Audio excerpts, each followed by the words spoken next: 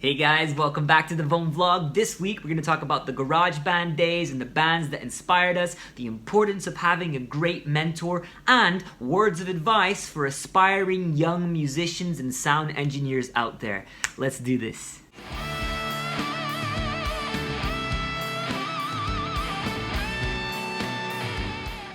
This week, I'm going to wrap up the story behind Greenwich. If you haven't seen any of the other chapters on the story behind Greenwich yet, do check them out here on this playlist in our YouTube channel. And it might be left and right. I never know if it's left or right. Anyway, check it out. There's 3 chapters so far, including an interview with Vitória de Joia, who did the artwork for Greenwich. And this week I'm wrapping it up with chapter 4, an interview with Tom Hill, not only the sound engineer who worked on Greenwich and made it sound the way it sounds, but also the sound engineer we've been working with for the past 2 years now. So everything from the Vone's latest EP and all the singles since then that you can find on Spotify, Amazon Music, YouTube, blah, blah, blah, blah, blah, all been produced by Tom Hill. He's a great producer, phenomenal sound engineer, and I think young, aspiring sound engineers might want to hear what he has to say. So let's get to it. Hang on, you've inspired me to do something because of your fairy lights. 1 second. Nice.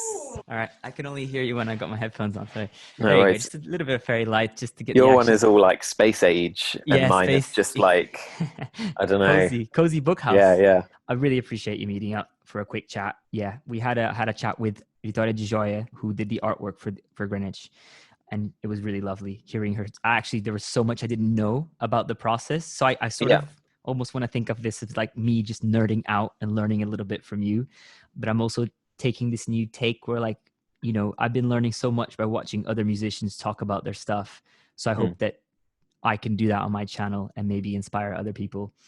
But yeah, we're here on the Vone channel. There might be random people that hopefully stumble upon this. So Yeah. go on, introduce yourself. So I'm Tom Hill. I am a music producer and recording engineer alongside my good friend Ian Hansen. I run a recording studio in Southeast London, and it's called The Book House, and we've been open for a year and a half now. I mostly record bands or like music that involves guitars, so that's like anything from like indie or folk to like punk and hardcore and like occasionally metal. What's your background as a musician and as a sound engineer? How do you define yourself? So I started playing guitar when I was like a kid, did guitar lessons, immediately realized that music and playing guitar was like way better than anything else, so just did that all the time. Was playing guitar like all day every day at home when I got home from school and stuff. It was better than anything else. I love that. Yeah, and then I started a couple of bands at school, which had like a couple of just different lineups, just kind of whoever was there. And what kind of things did you guys play when you were just rocking out at school? We did a lot of covers. We did like Green Day, like American Idiot had just come out, so we did American Idiot. Yeah, that's and I remember like the same story for me. It was American Idiot all the way. Yeah, I loved it, and I remember learning like the guitar solo in American Idiot is really simple. It's just down, just octaves. And I remember like learning that and being like, I just learned like a sick solo. And now I look at it, I'm like, that's such a simple part. But yeah, at the time. And then like just whatever we got taught, like Purple Haze by Jimi Hendrix, or like some like Wonderwall by Oasis, whatever. But I also taught myself a bunch of like Linkin Park songs and stuff like that. They were like my favorite band. It sounds like you actually have really similar backgrounds. I actually can't believe I never asked you that question before. This is sort of what I mean about just surprise things. Me and Marek used to play Green Day, Linkin Park, and that's it. That was it. The new metal days. Yeah. But then when you became more of when did you become a professional musician, so to speak, or when did you start calling yourself that? It took me a while to think of it professionally and really to record anyone that wasn't just like an immediate friend. So basically all of the teachers along the way were just like awesome. My guitar teacher at school, Dean Hallett, he's a total legend. That's amazing, man. I mean, having a good teacher does really make a huge difference. I remember when I was on tour in Dubai with a theater company, one of my music teachers from Portugal was now teaching in Dubai, and I went out for dinner with her and her husband. And it was absolutely amazing to suddenly, like, as an adult for the first time, I'm chatting to her. She was a huge mentor. Stephanie Duarte was her name. She was the head of music, and she was a viola player and a pianist. But Pretty rare viola players. I know, and it was a big deal, and it was pretty cool that she inspired me, even though she didn't play the instruments that I played.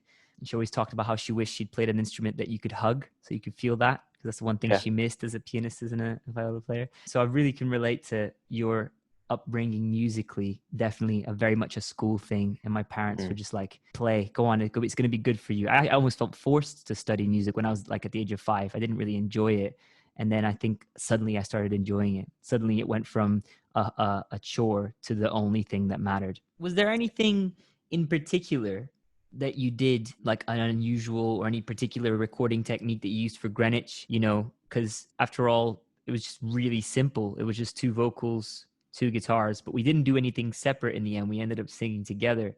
I remember on Instagram you posted something about a figure of 8 mic thing. I had no idea what you were talking about. What was that? Because it was meant to be such a like personal song, wanted it to be as live as possible, but obviously when we did it, it didn't make sense for it to be all done live. It just wasn't really going to work, so we did it in a live guitar performance of the 2 guitars and then a live vocal performance. In the live guitar performance, getting them to, because it was 1 acoustic and 1 electric, right? Yeah. So miking it up was dead easy. I mic'd up the acoustic guitar with just a microphone kind of pointed at it. I won't go into too techie stuff here. And then the amp was like away. And miking that up introduces no other problems. Like both the mics are like quite far away from each other. You don't get any random issues.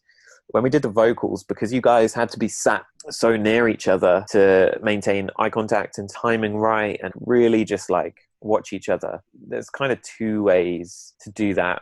One is just have you dead close to a microphone and just have you both sing into like maybe like even just an SM58 or something, like really close. But I kind of wanted to capture a bit more of the room and to have it feel a little bit more natural and have the mic a bit backed off. If you do that with like an SM58, like the mic you're using now, it picks up stuff around it, kind of to the sides a little bit. If you use a figure of 8 microphone, the microphone picks up both this way into your mouth and this way just directly away from you. It picks up both those, but it picks up like almost nothing of what's happening to the side of you. Oh, wow. Really focuses on in front and behind, but not to the sides. So using figure of 8 microphones creatively is really handy when you're doing group recordings. And like this is all like on Beatles recordings, and like this is not a new technique. This has like been done for a long time, since, you know, Motown stuff being recorded with like separate mics but all in the same room. So you just have the vocalists like kind of diagonal, and you point the microphones, so like your vocal mic, the side of your vocal mic was pointing at Ashling, and same like vice versa. So both of those figure 8 microphones are picking up a little bit of what's happening behind, so a little bit of the room, but none of the direct signal from each other. And it just means that you get all the control over like EQing and compressing each of your voices separately, but without making it sound too close or too dead without in the being water. too close, without being too dead, and without having too much bleed. So I didn't even think that was possible. Honestly, I've been trying to. yeah. I've been demoing everything with just this mic. I desperately need to buy myself a condenser mic, and it's just consistently increasing my appreciation for what you do. I just really appreciate it. What's impressive is that you're also a songwriter, because I was like, at least I pride myself like, well, I'm a songwriter. So that's where I'm putting my the skill set. That's what I've been studying. That's what I'm honing in. But you know what I mean? I just think I'm just lagging behind people like you and June Logue, who are also songwriters and great recording engineers. What I mean, but yeah, thanks for answering that. I had no idea there was such a thing as a figure of 8 mic, and I'm gonna listen to the song slightly differently now, just trying to pay attention to how there is that roominess to it. When it comes to like basic, initial miking for something, when you decide, oh, I'm gonna put this mic facing the 12th fret of the guitar, or I'm going to put it slightly closer to the mouth of the guitar, or whatever. You do that completely based on your ears in the moment, going like, this guitar sounds like this player sounds like this, or this singer sounds like this. I'm going to choose this mic because actually I think this will fit. And it's very much what intuition in the heat of the moment when you're actually recording. Yeah, and it depends on what else is going on in the song. If you're recording, like describing how to record acoustic guitar is completely impossible without context, because if it's a song where it's just acoustic and vocal, you can make that acoustic guitar sound really big. Like you can give it all the low end, you can give the strings some shine. It's also going to occupy like a lot of the mid-range. That guitar can just like dominate, and then the vocal will just sit on top of it. Maybe EQ out some like a little carve for the vocal or something. But if you're recording like a really dense rock mix and you just want some acoustic guitars layered in there, there is like no room for the low end of that acoustic guitar. There is none. You really just want that like rattle of the strings to cut through, like Yeah, it becomes more of a texture than actually any yeah. kind of pronounced instrument, So isn't that's it? where you want to use a brighter mic positioned further away from the body of the guitar, like more up towards like the neck. But what if you had a song that started off and for the first minute it was only acoustic guitar and vocals, and then suddenly it completely distorts, acoustic electric guitars come in, drums come in, bass comes in. Sure. Would you record the verse and that quiet bit with a different mic and then stop and start recording the chorus, or would you just do it all in one take and find a middle ground? If you're going for like it's one guitar and it's just in the middle, then I probably would record that completely separately with a different mic. But if you're trying to capture a acoustic guitar performance from the start of the song to the end of the song, without stopping, without doing a new recording, I would just set up 2 or 3 mics. I would just set up one mic to capture the low end, one mic that's just like a good overall picture, and then one that's just like the sizzly top. And you'd And then swap at the between start of them yeah. when it So at got the to the start of right the song, point. you just have more balanced on the low end stuff, and then when everything else kicks in, you just drop those out and bring up the sing. That's what I mean, man. This is exactly what I mean. I honestly, because then I start thinking about with one mic, and I'm like, I'm just trying to mix this, and how does that fit into his just simple EQ? It's the most basic thing someone can do. When I Sure. start to think about balancing volumes of mics based on the distance, and then making sure that they were at the right distance when you recorded them, because you can't change that after it's Yeah. recorded. Honestly, so it's like it's an art that I think Yeah. by a lot of music listeners is underappreciated. They don't know how Well, much actually belongs to the engineer in that sure. sense. I mean, a really simple example of, as well as the acoustic guitar thing, where you have one mic on the low part of the guitar and one on the high part, and then you can blend them. Similar for recording an electric guitar, where instead of miking the guitar, you're miking a speaker that's in a speaker cabinet. If you're only using one microphone, you want to position it in a way that it sounds well balanced. So if you have one microphone that's a really bright microphone, you want to put it on the edge of the cone, which typically sounds really dark. If you've got a really dark microphone, you want to put it way more towards the middle of the cone, which sounds really bright. If you are able to record it with 2 microphones, you will have a much easier time, because you can use the dark microphone on the dark part of the cab, so it'll sound really like muddy on its own, and you can use the bright microphone on the bright part of the speaker cab, and on its own that will sound really harsh and just like thin, and when you blend them together you just have everything covered. And Wow. then you can just choose the blend based on like how you want it to feel. How you want it to feel. See, I feel bad now for making you listen to me ramble about my day every time I arrive at the studio while you're setting up mics, because I can just now imagine that's what's going through your head. It's like, which mic is which again? Oh yeah, this is the one. Or let's point it out. This doesn't stop talking to me, and I'm just trying to Sure, yeah. focus. No. I can just about multitask. There's like a million ways. There's no right or wrong way to do anything. Yeah. You just kind of make your decisions, but mostly dependent on the song and how it needs to sound, how it needs to feel, but partly depending on how you're feeling on the day. Like, I just what you just said is no right or wrong way to do something just made me think of this week. This week has been such a weird one of like trying to learn what there is to learn about direct communication when it comes to sharing your music and applying it and seeing results. But before you see them, you're like, I don't think this is worth it. And one of the things I've been doing is pitching Greenwich to some radio stations. And you're just like, some people tell you to do it this way, other people tell you to do it this way. At the end of the day, you just got to remember that you're talking to a person and there's no right or wrong way to do it. I would claim that you're quite good at making people feel really at home in the studio. So if there were any like aspiring young engineers out there watching this, would you have any suggestions as to how you do that?